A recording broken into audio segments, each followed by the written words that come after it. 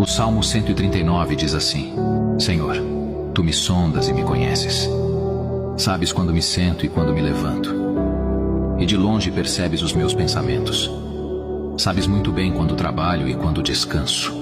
Todos os meus caminhos são bem conhecidos por Ti.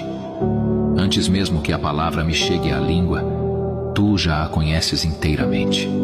Tu me cercas por todos os lados e pões a Tua mão sobre mim. Tal conhecimento é maravilhoso demais e está além do meu alcance. É tão elevado que eu não posso atingir. Para onde eu poderia escapar do Teu Espírito? Para onde eu poderia fugir da Tua presença?